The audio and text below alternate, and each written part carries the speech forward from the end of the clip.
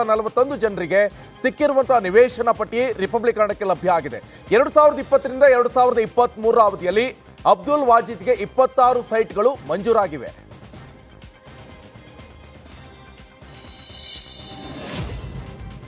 ಪ್ರಶಿಕ್ಷಣಾರ್ಥಿಗಳಿಂದ ಮೈಸೂರಿನ ಅಶ್ವರೋಹಿ ದಳ ಕಮಾಂಡೆಂಟ್ ಶೈಲೇಂದ್ರ ಹಣ ವಸೂಲಿ ಮಾಡಿದ್ದಾರೆ ಅಂತ ಸಾಮಾಜಿಕ ಕಾರ್ಯಕರ್ತ ಸ್ನೇಹಮಯ ಕೃಷ್ಣ ಆರೋಪಿಸಿದ್ದಾರೆ. ಕೆಆರ್ಪಿ ಕಮಾಂಡೆಂಟ್ ಶೈಲೇಂದ್ರ ವಿರುದ್ಧ ದೂರು ನೀಡಿರುವೆ. ಒಂದೊಂದು ಗ್ರೂಪ್ಗೆ ಒಬ್ಬ ಪ್ರಶಿಕ್ಷಣಾರ್ಥಿ ನೇಮಕ ಮಾಡಿದ್ದಾರೆ, ಒಬ್ಬೊಬ್ಬರಿಂದ 500 ರೂಪಾಯಿ ವಸೂಲಿ ಮಾಡ್ತಿದ್ದಾರೆ ಅಂತ ಗಂಭೀರವಾದಂಥ ಆರೋಪವನ್ನು ಮಾಡಿ ದೂರಿದ್ದಾರೆ. ಇರ್ತಕ್ಕಂಥ KRP ಮೌಂಟೇನ್ ಅಂದರೆ ಅಶ್ವರೋಹಿ ದಳದಕ್ಕೆ ತರಬೇತಿಗೆ ಕಳಿಸಿದ್ದಾರೆ, ಅಂದರೆ ಬ್ಯಾಂಡ್ ತರಬೇತಿಗೆ ಕಳಿಸಿದ್ದಾರೆ. ಅವರಲ್ಲಿ 5 ಭಾಗಗಳನ್ನು ಮಾಡಿ ಒಂದೊಂದು ಭಾಗಕ್ಕೆ ಒಬ್ಬ ಪ್ರಶಿಕ್ಷಣಾರ್ಥಿಗಳನ್ನು ನೇಮಕ ಮಾಡಿ ಅವರು ಆ ವಿಭಾಗದಲ್ಲಿ ಇರ್ತಕ್ಕಂಥ ಎಲ್ಲರಿಂದ ಪ್ರತಿ ತಿಂಗಳು 500 ರೂಪಾಯಿ ಸಂಗ್ರಹ ಮಾಡಿಕೊಡಬೇಕು.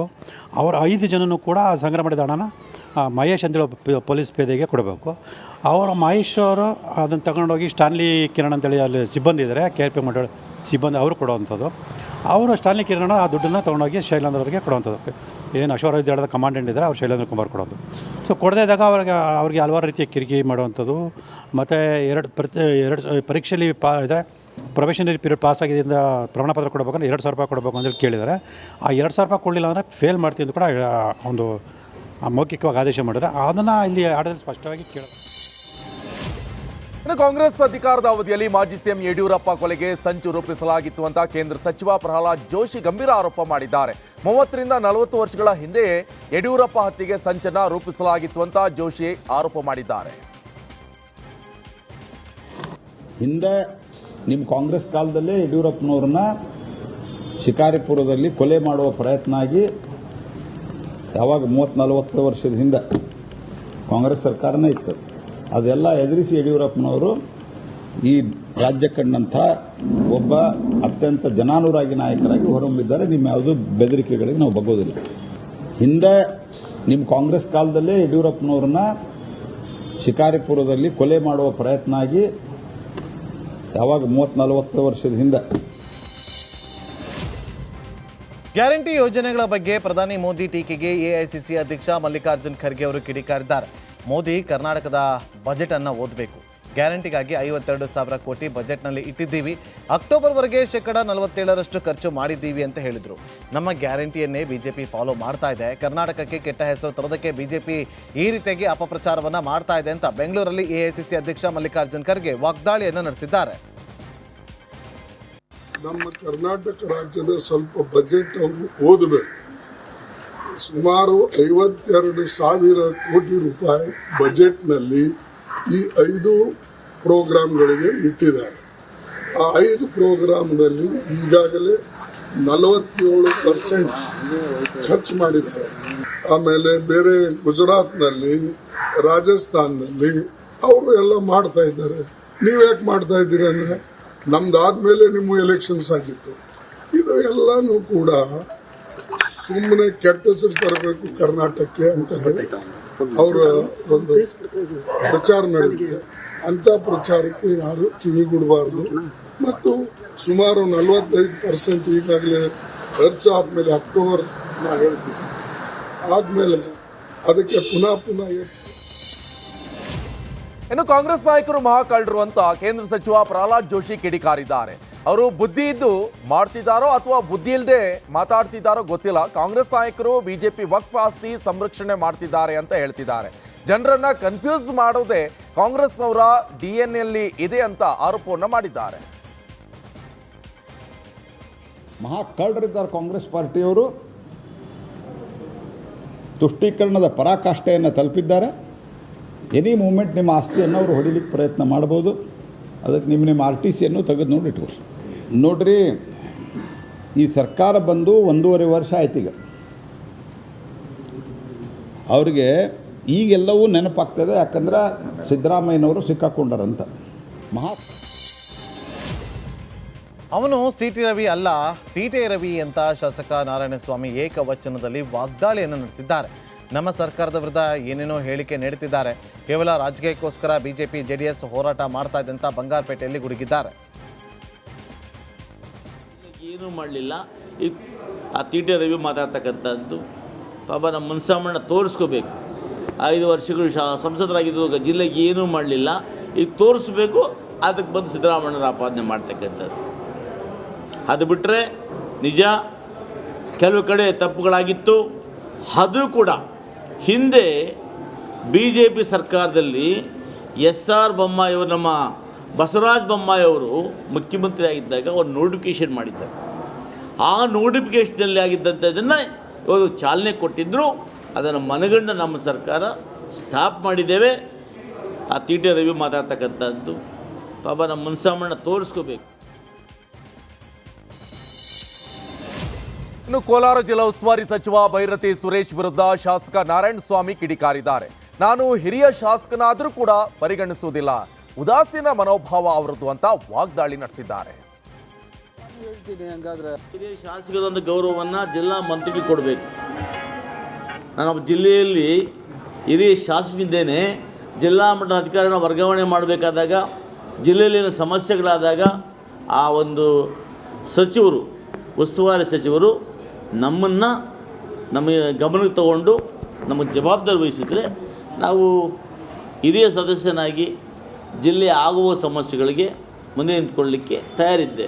ಆದರೆ ಸಚಿವರಿಗೆ ಉದಾಸೀನತೆ, ಹಿರಿಯ ಸಚಿವರು ಅಂತ ಹೇಳ್ತಕ್ಕಂಥ ಯಾವುದೇ ಒಂದು ಇದನ್ನು ಪರಿಗಣನೆ ತಗೊಳ್ತಾ ಇಲ್ಲದಿರೋದ್ರಿಂದ ಪ್ರಾಸಿಕ್ಯೂಷನ್ ಶಿಫಾರಸು ನಡುವೆಯೂ ಕೂಡ ಮಾಜಿ CM BS ಯಡಿಯೂರಪ್ಪ ಅವರು ಅಬ್ಬರದ ಪ್ರಚಾರವನ್ನು ನಡೆಸಿದ್ದಾರೆ. ಸಂಡೂರು ಬೈ ಎಲೆಕ್ಷನ್ ವಿಚಾರವಾಗಿ ತಾರಾನಗರದಲ್ಲಿ ಯಡಿಯೂರಪ್ಪ ಅವರು ಮತ ಶಿಕಾರಿಯನ್ನು ಮಾಡ್ತಿದ್ದಾರೆ. BJP ಅಭ್ಯರ್ಥಿ ಬಂಗಾರು ಹನುಮಂತ ಪರ ಮತ ಬೇಟೆಯನ್ನು ನಡೆಸಿದ್ದಾರೆ. BSYಗೆ ಮಾಜಿ ಸಚಿವರಾದಂಥ ಜನಾರ್ದನ್ ರೆಡ್ಡಿ ಅವರು, ಭೈರತಿ ಬಸವರಾಜ್, JDS ಶಾಸಕ ನೇಮಿರಾಜು ನಾಯಕ್, ಗರಿಯಮ್ಮ ಸಾಥ್ ನೀಡಿದ್ದಾರೆ. ನಿರ್ಮಲಾ ತುಂಗಾಭದ್ರಾ ಪಾದಯಾತ್ರೆ ಶೃಂಗೇರಿಯಿಂದ ಪ್ರಾರಂಭ ಆಗಿದೆ. ಈ ಹಿಂದೆ UR ಅನಂತಮೂರ್ತಿ ನೇತೃತ್ವದಲ್ಲಿ ಹೋರಾಟ ಮಾಡಿದ್ವಿ. ತುಂಗಾಭದ್ರೆಯ ಉಳಿವು, ಮನುಕುಲದ ಉಳಿವು, ಈ ನಿಟ್ಟಿನಲ್ಲಿ ಹೋರಾಟ ನಡೀತಾ ಇದೆ ಅಂತ ಶಾಸಕ ಚನ್ನಬಸಪ್ಪ ಶಿವಮೊಗ್ಗದಲ್ಲಿ ಹೇಳಿದ್ದಾರೆ.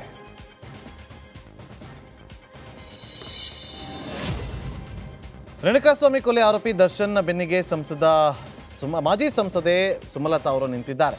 ಮಂಡ್ಯದಲ್ಲಿ ದರ್ಶನ್ ಬಗ್ಗೆ ಮಾತಾಡಿದ ಅವರು, ದರ್ಶನ್ ಕನ್ನಡ ಚಿತ್ರರಂಗಕ್ಕೆ ಬಿಗ್ಗೆಸ್ಟ್ ಪಿಲ್ಲರ್. ಕಳೆದ ವರ್ಷ ಅವರದೇ ಬಿಗ್ಗೆಸ್ಟ್ ಹಿಟ್ ಸಿನಿಮಾ ಇತ್ತು.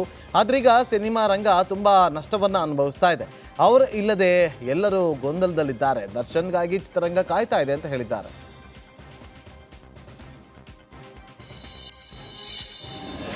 ಸರ್ಕಾರ ಪ್ರಾಸಿಕ್ಯೂಷನ್ಗೆ ಅನುಮತಿ ನೀಡಿದ ತಕ್ಷಣ ಏನೂ ಆಗಲ್ಲ ಅಂತ ಸಂಡೂರಿನಲ್ಲಿ ಮಾಜಿ CM BS ಯಡಿಯೂರಪ್ಪ ಗುಡುಗಿದ್ದಾರೆ.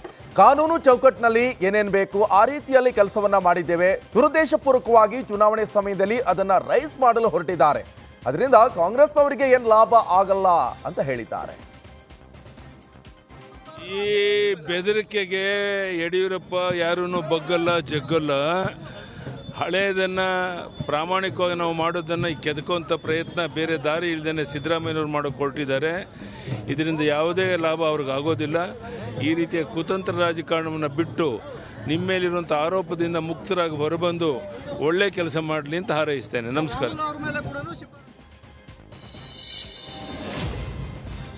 ಸಂಸದ ತೇಜಸ್ವಿ ಸೂರ್ಯ ವಿರುದ್ಧ ಕಾಂಗ್ರೆಸ್ ಕಾರ್ಯಕರ್ತರು ಪ್ರತಿಭಟನೆ ನಡೆಸುತ್ತಿದ್ದರು. ಕಾಂಗ್ರೆಸ್ ಭವನದಲ್ಲಿ S ಮನೋಹರ್ ನೇತೃತ್ವದಲ್ಲಿ ಹೋರಾಟ ಮಾಡಲಾಯಿತು. BJP ನಾಯಕರು ವಕ್ಫ್ ಬೋರ್ಡ್ ವಿಷಯದಲ್ಲಿ ರೈತರ ಹೆಸರನ್ನ ದುರ್ಬಳಕೆ ಮಾಡಿಕೊಂಡಿದ್ದಾರೆ. ಸರ್ಕಾರದ ವಿರುದ್ಧ ಸುಳ್ಳು ಹೇಳಿಕೆ ಮತ್ತು ಅಪಪ್ರಚಾರವನ್ನ ಮಾಡ್ತಾ ಇದ್ದಾರೆ ಅಂತ ಆಕ್ರೋಶವನ್ನ ವ್ಯಕ್ತಪಡಿಸಿದರು. ಇನ್ನು ಚನ್ನಪಟ್ಟಣದಲ್ಲಿ ಉಪಚುನಾವಣಾ ಅಖಾಡ ರಂಗೇರಿದೆ. ಕಾಂಗ್ರೆಸ್ ಅಭ್ಯರ್ಥಿ CP ಯೋಗೀಶ್ವರ್ ಅಬ್ಬರದ ಪ್ರಚಾರವನ್ನ ನಡೆಸ್ತಾ ಇದ್ದಾರೆ. ಹುಣಸನಹಳ್ಳಿ ಗ್ರಾಮದಲ್ಲಿ ಇನ್ನು ತಿಗಳ ಸಮುದಾಯದ ಸಮಾವೇಶ ನಡೆಸಿ ಮತ ಶಿಕಾರಿ ನಡೆಸಿದ್ರು.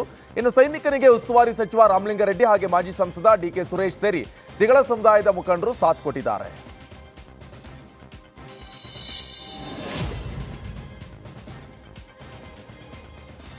ಬೆಳಗಾವಿ ತಹಶೀಲ್ದಾರ್ ಕಚೇರಿ SDA ರುದ್ರಣ್ಣ ಆತ್ಮಹತ್ಯೆ ಕೇಸ್ ತನಿಖೆ ಚುರುಕುಗೊಂಡಿದೆ. ತಹಶೀಲ್ದಾರ್ ಕಚೇರಿಯ 101 ಸಿಬ್ಬಂದಿಗೂ ಕೂಡ ತನಿಖೆ ಬಿಸಿ ತಟ್ಟಿದೆ. ತಹಶೀಲ್ದಾರ್ ಕಚೇರಿಯ ಸ್ಟಾಫ್ ವಾಟ್ಸಪ್ ಗ್ರೂಪ್ನ ಪ್ರತಿ ಸಿಬ್ಬಂದಿಗೂ ಕೂಡ ನೋಟಿಸ್ ಅನ್ನು ಜಾರಿ ಮಾಡಲಾಗಿದೆ. ಕಡೆ ಬಜಾರ್ ಠಾಣಾ ಪೊಲೀಸರಿಂದ ತಹಶೀಲ್ದಾರ್ ಕಚೇರಿ ಸಿಬ್ಬಂದಿಗೆ ಬುಲಾವ್ ನೀಡಲಾಗಿದೆ.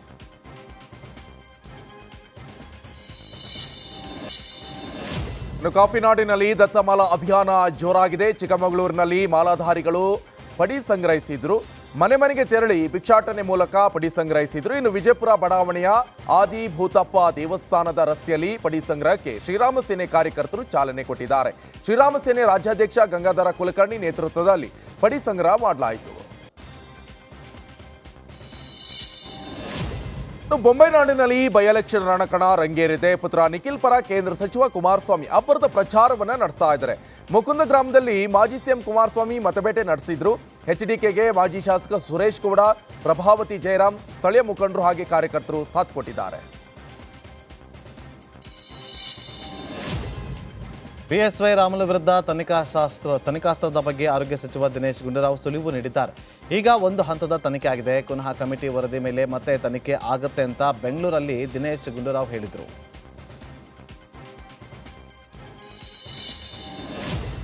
ಕೋಲಾರದ ಕೆಜಿಎಫ್ನಲ್ಲಿ ಬೆಮೆಲ್ ಕಾರ್ಮಿಕರು ಅನಿರ್ದಿಷ್ಟಾವಧಿ ಪ್ರತಿಭಟನೆಯನ್ನ ನಡೆಸಿದ್ದಾರೆ. ಇನ್ನು ಸ್ಥಳಕ್ಕೆ ಸಂಸದ ಮಲ್ಲೇಶ್ ಬಾಬು ಹಾಗೆ ಕೆಜಿಎಫ್ ಶಾಸಕಿ ರೂಪಕಲಾ ಭೇಟಿ ನೀಡಿ ಅಹವಾಲನ್ನ ಆಲಿಸಿದ್ರು. ವೇತನ ಹೆಚ್ಚಳ, ಗುತ್ತಿಗೆ ಕಾರ್ಮಿಕರ ಉದ್ಯೋಗ ಕಾಯಂ ಬಗ್ಗೆ ಮಾಹಿತಿಯನ್ನ ಪಡೆದುಕೊಂಡಿದ್ದಾರೆ. ಸಂಸದರು ಮತ್ತು ಶಾಸಕಿ ಕಾರ್ಮಿಕರ ಜೊತೆ ಮಾತನಾಡಿ ಮನವೊಲಿಸಲು ಯತ್ನಿಸಿದ್ರು. ಬಿಎಸ್ವೈ ವಿರುದ್ಧ ಕೋವಿಡ್ ತನಿಖೆ ಬಗ್ಗೆ ಬಿಜೆಪಿ ರಾಜ್ಯಾಧ್ಯಕ್ಷ ವಿಜಯೇಂದ್ರ ಪ್ರತಿಕ್ರಿಯಿಸಿದರು. ಕಾಂಗ್ರೆಸ್ ಸರ್ಕಾರ ಯಾವ್ಯಾವ ತನಿಖೆ ಮಾಡಿದೆ, ಏನೇನು ವರದಿ ಕೊಟ್ಟಿದೆ ನಮಗೂ ಗೊತ್ತಿದೆ ಅಂತ ವಿಜಯೇಂದ್ರ ಕಿಡಿಕಾರಿದ್ರು.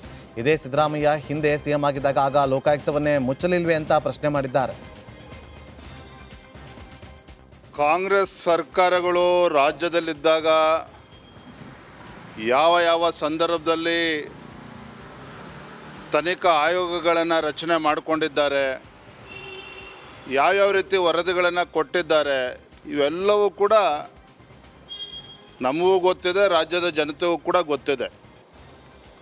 ಇದೇ ಸಿದ್ದರಾಮಯ್ಯನವರು ರಾಜ್ಯದ ಮುಖ್ಯಮಂತ್ರಿಗಳಿದ್ದಾಗ ಹಿಂದೆ ಲೋಕಾಯುಕ್ತದ ಬಾಗಿಲನ್ನು ಮುಚ್ಚಾಕಿ ACBಯನ್ನು ರಚನೆ ಮಾಡಿಕೊಂಡು ತಮ್ಮನ್ನು ತಾವು ಪ್ರೊಟೆಕ್ಟ್ ಮಾಡ್ಕೊಳ್ತಕ್ಕಂಥ ಕೆಲಸ. ವಿಜಯನಗರ ಜಿಲ್ಲೆ ಹಂಪಿಗೆ ರಾಜ್ಯಪಾಲರ ಕುಟುಂಬಸ್ಥರು ಭೇಟಿಯನ್ನ ಕೊಟ್ಟಿದ್ದಾರೆ. ರಾಜ್ಯಪಾಲರ ಪುತ್ರಿ ಶ್ರುತಿ ಉಪಾಧ್ಯಾಯ ಹಾಗೆ ಇತರೆ ಸದಸ್ಯರು ಹಂಪಿಯ ಶ್ರೀಮಂತ ಕಲಾ ಸಂಸ್ಕೃತಿ ಹಾಗೆ ಪರಂಪರೆಯ ಸ್ಮಾರಕಗಳನ್ನು ವೀಕ್ಷಣೆ ಮಾಡಿದ್ದಾರೆ. ಇದಕ್ಕೂ ಮುನ್ನ ಶ್ರೀ ವಿರೂಪಾಕ್ಷ ದೇವಸ್ಥಾನಕ್ಕೆ ಭೇಟಿ ನೀಡಿ ದೇವರ ದರ್ಶನವನ್ನ ಪಡೆದಿದ್ದಾರೆ. ನಂತರ ತುಂಗಾಭದ್ರಾ ನದಿ ತೀರದಲ್ಲಿ ಕೋಟಿಲಿಂಗ ವೀಕ್ಷಿಸಿ ಸಂತೋಷವನ್ನ ವ್ಯಕ್ತಪಡಿಸಿದರು. ಜಾರ್ಖಂಡ್ನಲ್ಲಿ ಇಡಿ ಅಧಿಕಾರಿಗಳು ಬೆಳಂಬೆಳಗ್ಗೆ ದಾಳಿ ನಡೆಸಿದ್ದಾರೆ. ರಾಂಚಿಯಲ್ಲಿ ಸಿಎಂ ಹೇಮಂತ್ ಸೊರೇನ್ ಆಪ್ತ ಕಾರ್ಯದರ್ಶಿ ಸುನಿಲ್ ಶ್ರೀವಾಸ್ತವ್ ಮನೆ ಮೇಲೆ ಇಡಿ ಅಧಿಕಾರಿಗಳು ದಾಳಿ ನಡೆಸಿದ್ದಾರೆ. ದಾಖಲೆಗಳನ್ನು ಪರಿಶೀಲಿಸಿದ್ದಾರೆ. ಪಶ್ಚಿಮ ಬಂಗಾಳದ ಸಿಕಂದರಾಬಾದ್ ಶಾಲಿಮಾರ್ ಎಕ್ಸ್ಪ್ರೆಸ್ ಟ್ರೈನ್ ಹಳಿ ತಪ್ಪಿದೆ. ಹೌರಾ ಸಮೀಪದ ನಲ್ಪುರ್ ಬಳಿ ಈ ಒಂದು ಘಟನೆ ನಡೆದಿದೆ. ಒಂದು ಪಾರ್ಸೆಲ್ ವ್ಯಾನ್ ಸೇರಿ ಒಟ್ಟು 3 ಕೋಚ್ಗಳು ಹಳಿ ತಪ್ಪಿವೆ. ಸಾವು ನೋವುಗಳ ಬಗ್ಗೆ ಯಾವುದೇ ವರದಿ ಆಗಿಲ್ಲ. ಸ್ಥಳಕ್ಕೆ ಆಗ್ನೇಯ ವಿಭಾಗದ ರೈಲ್ವೆ ಅಧಿಕಾರಿಗಳು ಭೇಟಿ ಕೊಟ್ಟು ಸ್ಥಳ ಪರಿಶೀಲನೆ ನಡೆಸಿದರು.